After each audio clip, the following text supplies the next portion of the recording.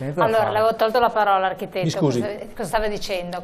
No, parlavamo adesso della qualità, perché io ritengo che la qualità quando uno vive in condominio è l'acustica di base, no? Che è molto importante. Io non posso ascoltare Canale 5 da lei, che è sull'appartamento di fianco, e che io volevo sentire una telenovela non so dove, giusto? Una tragedia. E il nostro problema, fino a ieri, erano soprattutto i portoncini blindati. Perché tutto sommato per una questione tecnica costruttiva la voce del corridoio rischia di entrare, per cui non so, nella progettazione stai attento, non metti uno vicino all'altro, che non ci sia il ponte acustico, eccetera, eccetera. E adesso siamo arrivati a 43-44 decibel di abbattimento, che per i non addetti vuol dire che non si sente niente, tanto per essere chiari. Okay? Io conoscevo il ponte termico, adesso ho conosciuto No, anche il ponte scherzo, acustico. ma lei quando è chiuso dentro la casa, che va tutto bene, e passa il treno lo sente l'altro che alza la voce con la moglie lo sente, cioè, non è possibile, devi tornare a abitare in mezzo alla campagna, non so, siccome questa secondo me non è derogabile, questa cosa, non è derogabile perché fa qualità abitativa. E tra l'altro... Attenzione, per cui qualità dell'aria, qualità acustica, in fondo avremo anche il kilowatt. Perché se uno spende 500.000 euro di un appartamento, ma i 300 euro l'anno di corrente per andare a pompe calore, non cambia la vita. Ma sentire Canale 5 sempre, forse non è il massimo, ha capito? E non solo. E non solo. E anche la normativa non è che uno rispetta la normativa e fa... infatti dicevo che la normativa arriva come sempre con dei ritardi. Ma qua sei un disastro. La normativa impone, ad esempio, dico un dato, magari non sarà molto comprensibile, però la normativa dice che tra un'abitazione e l'altra ci devono essere 50 decibel di abbattimento acustico in parete. In realtà con 50 decibel di abbattimento acustico se uno alza la TV lo sento, quindi tutto. Non è poi così molto tutelativa la normativa, per cui francamente da costruttori dobbiamo fregarcene anche della normativa, dobbiamo solo puntare al risultato migliore, Yes. Normative a prescindere, perché Però... se guardiamo soltanto di stare sul giusto è finita. Ecco, però io dico una cosa, e dopo do la parola anche a voi iperspecialisti, così ci raccontate anche le innovazioni fatte, che rivolto a lei Presidente, però fino a, io dico, salvo le eccezioni, che vabbè, per forza di cose vengono anche in studio perché sono eccezioni altrimenti, fino a oggi abbiamo un costruito indecente. Il costruttore che si arrampica, ma la normativa dice questo, quindi di più non riesco a farti. Case dove sappiamo benissimo non ci stanno i mobili, sono fatte per i puffi e le persone sembra che non debbano avere vestiti, ripostini che non esistono più, cioè sappiamo che sono un costruito dove la terrazza è un sogno, perché molti la terrazza oppure ce l'hanno esposta con 50 gradi, necessità, obbligo di mettere sistema di refrigeramento, è vero o no? Quindi c'è un mea culpa che il costruttore... Sì, ma l'ha detto un attimo fa l'ingegnere, cioè si costruisce per il mercato, allora il mercato chiedeva questo. No, chiedeva no, il mercato era costretto ad accettare. Di energia, noi non ne abbiamo mai parlato finché non è arrivata la Germania e Bolzano. Cioè con Casa Clima qui si è cominciato a parlare di energia, prima non si parlava di consumo, adesso si parla di qualità dell'aria, NZEB, case passive, adesso si comincia a parlare di questo, ma arriva sempre da lì. Cioè noi siamo bravissimi ad adeguarci a normative, il nuovo valore aggiunto dell'edificio è quello che ha detto lui, giustamente, ma arriviamo ora, gli altri c'erano arrivati 20 anni fa magari, quindi è un'esigenza di valore aggiunto per l'impresa. Ma non è che questa crisi drammatica di cui si parlava anche prima fuori onda, sì, che è il famoso valore aggiunto ha dell'edificio. messo però in una situazione di debolezza molti imprenditori, tali per cui adesso devono... Ma è pur vero, come è stato detto, la classe A fra 3 anni sarà obsoleta perché adesso c'è la rincorsa alla classe A e c'è qualcuno che è NZEB, c'è qualcuno che è in casa attiva, oltre che non essere solo passiva è anche attiva, cioè c'è sempre qualcuno che è davanti e poi c'è tutto il resto del mercato che arriva, però dire che la classe A è obsoleta fra 3 anni, ci sono situazioni dove che io non intendo classe A, io intendo consumo energetico che sia comunque accettabile per la media, e poi va benissimo costruire nuovo, ma sappiamo i piani di consumo del suolo, cioè va benissimo costruire un nuovo edificio, demoliamo uno vecchio magari. Bravo, esatto. Esatto. Sì, io sono, che ne io sono abbiamo per tanti da demolire. Ecco. Io sono per questa politica, io sono dell'avviso, c'è tanto edificato esatto. orrendo e lo rifacciamo. Esatto. Zone da Sì, io sono assolutamente per l'utilizzo del suolo esistente, non andare in cerca di terni vergini, che non serve, guardi, proprio ne abbiamo tantissimo di edificato da prendere in mano, che andare in cerca di suolo vergine vergine assolutamente non ha senso. E comunque, per carità, è stato stimato un consumo all'anno in Italia che va dai 7 agli 8 miliardi di euro a causa di una mancata riqualificazione energetica. Quindi ben venga una ristrutturazione, anche se non parliamo di NZEB, sì. Però ben venga. Cioè il 60% dei fabbricati, oltre il 60% dei fabbricati è antecedente il 73, sì, d'accordo? sì. Quindi ben venga un capottino rifare i serramenti, perché parliamo di 7-8 miliardi di euro buttati via all'anno in dispersioni energetiche. È solo una parentesi assurdo. per chi ci ascolta, perché ci sono alcuni che sono arrivati alla classe A. NZEB cos'è?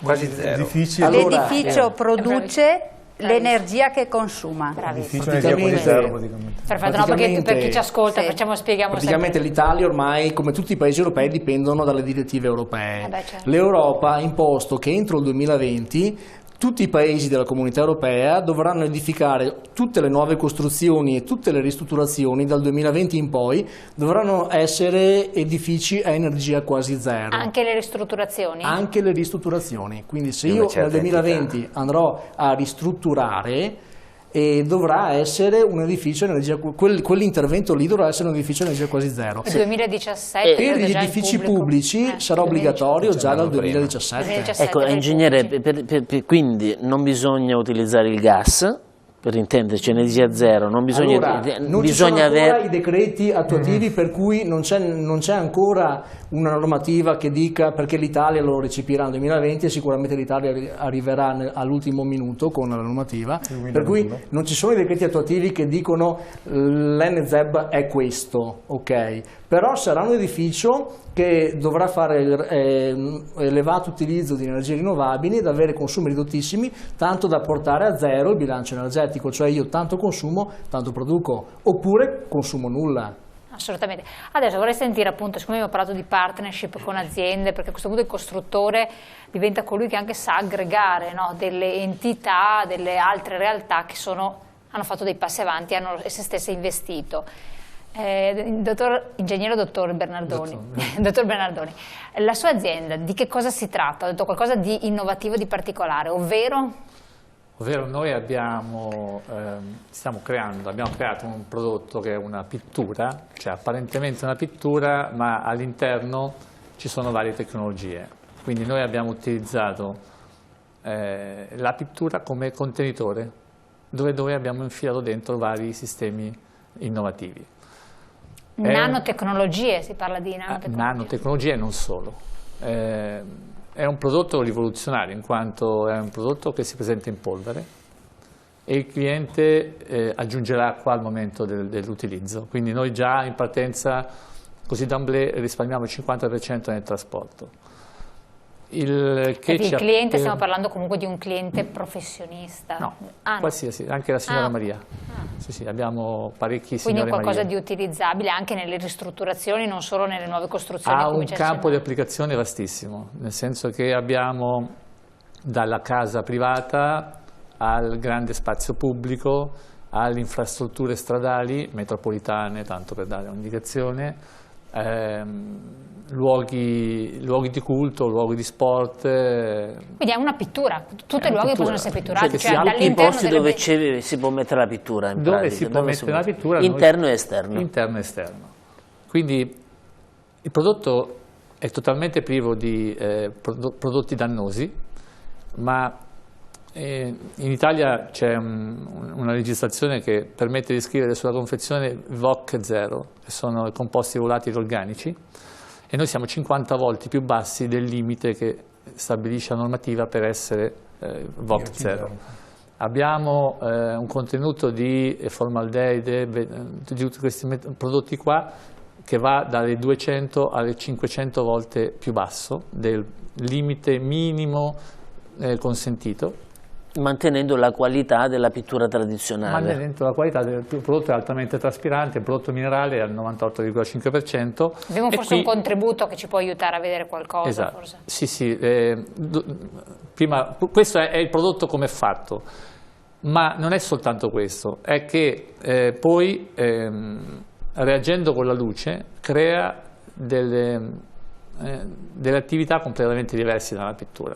Cioè? Noi riusciamo a depurare l'aria dagli inquinanti e se la regia manda il filmato NOx Reduction possiamo vedere un esperimento in cui facciamo vedere una cosa che effettivamente non si vede, perché se io le dico che in questa stanza lei riduce l'inquinamento, lei o ci crede o non ci crede. Questa è una prova che noi abbiamo fatto realizzando un palazzo, un plastico di un palazzo chiuso in un contenitore di plexiglass, dove noi mandiamo all'interno una miscela di ossidi di azoto. Attraverso quel tubicino entra, esatto, quindi questa miscela, gli quella che ossidi c'è di nelle nostre azoto, città escono tranquillamente. dalla parte opposta e vanno a uno strumento che è un analizzatore che ci dà la concentrazione dell'inquinamento all'interno del cilindro. Quindi gli ossidi di azoto sono uno degli inquinanti che è il residuo di combustione sia delle automobili che dei riscaldamenti. Durante tutta la prova il gas entra costantemente nella stessa quantità, sopra abbiamo una luce che è spenta, quindi il sistema è in equilibrio. Nel momento che noi andiamo a accendere la luce il prodotto inizia a funzionare. Ecco che sulle pareti del palazzo pitturato con Arlight noi abbiamo un decadimento dell'inquinante all'interno, quindi una riduzione che si trasforma praticamente in sale. Poi non può andare a zero perché c'è sempre il nuovo che entra fino a un certo punto. A un certo punto io se spengo la luce il prodotto smette di funzionare perché si attiva con la luce e come vedete la concentrazione dell'inquinamento risale. Allora, questo è uno delle caratteristiche del prodotto. Noi abbiamo fatto 9 anni fa una galleria tenuta sotto monitoraggio e il risultato è stato di un abbattimento del 51% dell'inquinamento all'interno. L'altra caratteristica è che elimina i cattivi odori. Il cattivo odore è un inquinante anche quello, soltanto che viene percepito dall'olfatto, quindi odori di sigaretta, odori cattivi di cibo, scarpe, vario genere, vengono eliminati e anche qui se uno entra a piedi in questa galleria non percepisce nessun odore, prima era impossibile attraversarlo. Ecco, però le chiedo, lei dice con la luce, facciamo l'esempio di un'abitazione, al di là dell'abitazione esposta al sole, per cui lì c'è una fisiologica luce o meno, l'abitazione è chiusa durante il giorno, la famiglia è via, purtroppo per questioni di sicurezza barricata la casa, perché ormai siamo ridotti a 6 livelli, non c'è luce.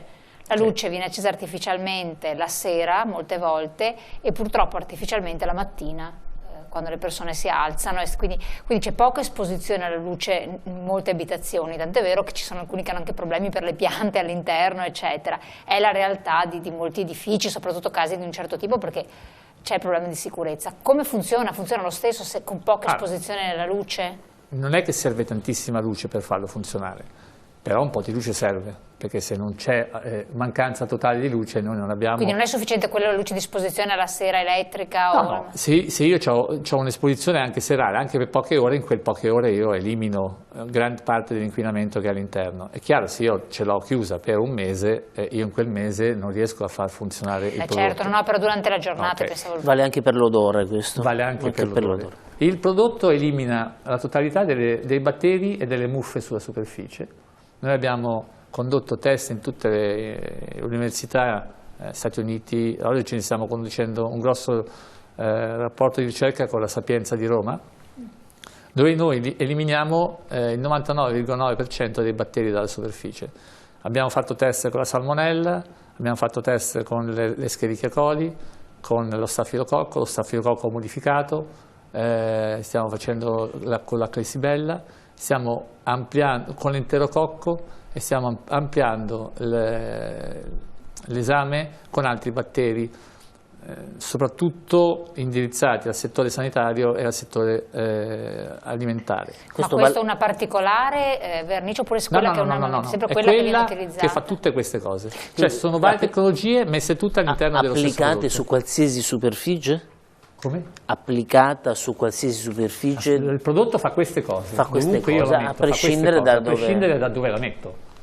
Questo è indubbio. Quindi un beneficio anche per la salute pubblica a questo punto. E noi stiamo facendo ospedali, noi stiamo facendo case di cura, stiamo facendo alberghi, stiamo facendo scuole. Quindi abbiamo un ventaglio molto, molto ampio di applicazioni in questo momento. Che tipo di investimento è stato fatto per realizzare un brevetto di questo tipo? Diciamo che gli studi li ho iniziati all'inizio degli anni 2000. C'è stato prima un tentativo di creare un prodotto che funzionasse, diciamo dopo un paio di anni il prodotto funzionava ma era difficilmente applicabile. Perché? Perché il prodotto non era facile, cioè era difficile da diluire, era difficile da applicare, era non scorreva. Ecco, chiamiamola così, difficilmente applicabile. Oggi con l'evoluzione che abbiamo avuto abbiamo un prodotto che è assolutamente paragonabile a un prodotto liquido. Accessibile dal punto di vista del prezzo? Assolutamente sì, diciamo che ci competitivo con la competitivo. Lo dice il cliente, quindi no, ma anche per il privato cittadino, perché qua si parla di sanificare i propri ambienti. E poi abbiamo un ambito che è un ambito energetico, che è l'ultima tecnologia che noi abbiamo inserito all'interno del prodotto, in ambito esterno. Praticamente noi non siamo un isolante, noi siamo un riflettente, cioè il prodotto riflette il 90% dell'energia solare. Quindi d'estate, quando il sole colpisce le pareti e queste pareti si scaldano, e grazie anche alle ultime innovazioni tecnologiche del cappotto termico, che ha poca densità, permette però l'entrata molto veloce del calore verso l'interno.